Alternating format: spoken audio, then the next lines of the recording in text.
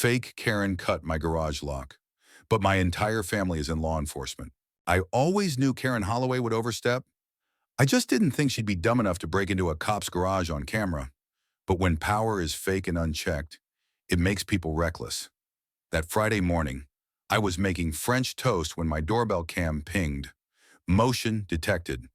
I looked down and saw two women in navy blue vests prying open our garage door with what looked like garden tools. The woman in front, Karen, clipboard in one hand, bolt cutter in the other. I called my dad. I called my uncle. Then I called 911. I'm Jasmine Reed. I'm 28, a training coordinator at the State Police Academy. My dad's a retired city detective.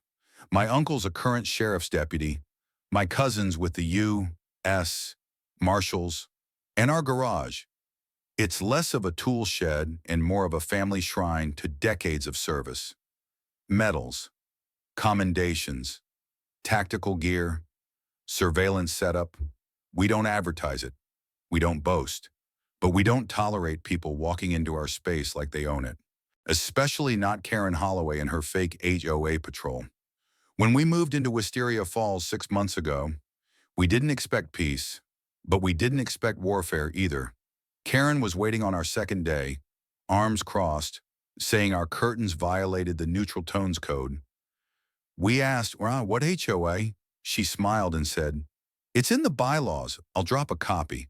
The copy was a single Word document with no signatures and a watermark that read, draft. But it got worse. She left citations, taped them to our mailbox, our garbage bins, even our front door.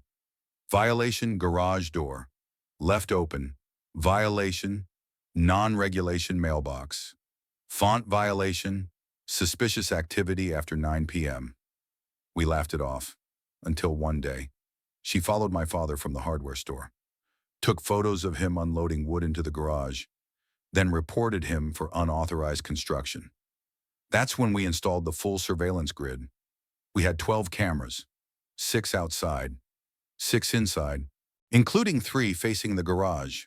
When she broke in, everything was recorded, from the moment she stepped onto our driveway to the second she pushed open the side door and flicked on the light. She looked around like she'd found something, but what she found was evidence of her own crime. The monitor lit up, showing her in real time, from multiple angles. And then she heard my dad's voice. You have exactly 10 seconds to back out of this garage before you need a lawyer. She spun around. There stood my father, Detective Marcus Reed, retired but still intimidating. Next to him, my Uncle Tyrone badge clipped to his belt, and me holding my phone, still recording. Karen stammered. I received reports. You're storing weapons. My dad pointed to the wall. That's my issued badge. Those are service awards.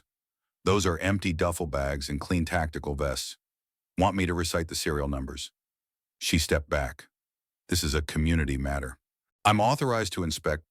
My cousin Isaac arrived next. Homeland Security jacket on. He said one word, ma'am. She froze. The real police showed up 10 minutes later. Karen tried to argue she had implied authority.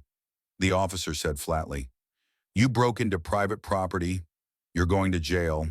We pressed charges, criminal trespass, unlawful entry, impersonation of a public officer. But that wasn't the end. Neighbors came forward. One said Karen threatened her daughter for painting a birdhouse. Another said she tried to fine a wheelchair-bound veteran for overgrown grass. A family of immigrants had been harassed weekly, always in code enforcement sweeps. None of it legal, none of it real. Karen had built a fake HOA on fear and assumed people wouldn't push back. But she picked the wrong garage. We hosted a neighborhood forum, showed the footage, passed out Know Your Rights pamphlets, told people to stop paying Karen's fake fines. The town council issued a cease and desist. Karen's enforcers vanished. Her vest was confiscated, she was fined, sued, and sentenced to 6 months of community service. Ironic, considering how little she ever served the community. Today, our neighborhood is quieter. Not because there's no oversight, but because it's real now. A voluntary council, transparent, inclusive, and that garage, it's still a tribute to our family service. We added a frame still from the footage, Karen standing in the center, looking terrified, with our badges glowing behind her on the wall. Underneath, we engraved one line. This is what happens when fiction meets justice. You can fake authority, but you can't fake integrity. And when truth stands together, no lie holds its ground. Duandit hanem is reading